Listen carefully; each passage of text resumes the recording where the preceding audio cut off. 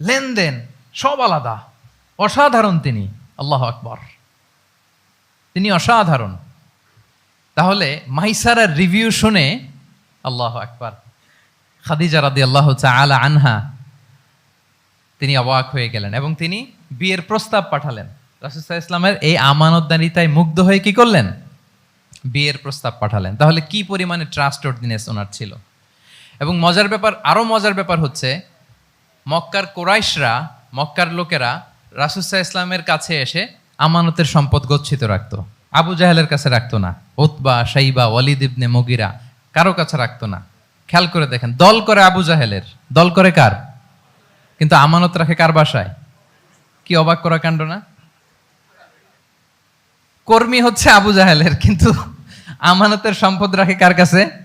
মুহাম্মদ সাল্লাল্লাহু আলাইহি ওয়াসাল্লামের বাসায়। রাসূল সাল্লাল্লাহু আলাইহি ওয়াসাল্লাম যেদিন হিজরত করবেন, উনি সাইয়েদনা আলী রাদিয়াল্লাহু তাআলা আনহুকে অ্যাসাইন করে গিয়েছেন যে আলী, তুমি থাকো, তুমি কয়েকদিন পরে মদিনায় হিজরতে যাবা, আমার কাছে যত আমানতের সম্পদ আছে এগুলো তুমি আগে বিলি করে তারপরে যাবে। রাসূল ইসলাম আবু বকর রাদিয়াল্লাহু তাআলা আনহুকে নিয়ে চলে গেলেন।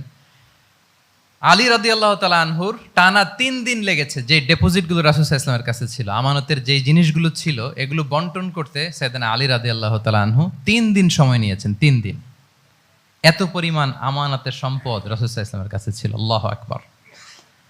তাহলে এই আমানতদারিতা, সততা, অনেস্টি, ট্রাস্টওয়ার্দিনেস, এটা অনেক জরুরি নেতৃত্বের জন্য। নেতা হতে চাইলে তাকে আমানতদার হইতে হবে। যদি একজন ট্রু লিডার কেউ হতে চায়, তার মধ্যে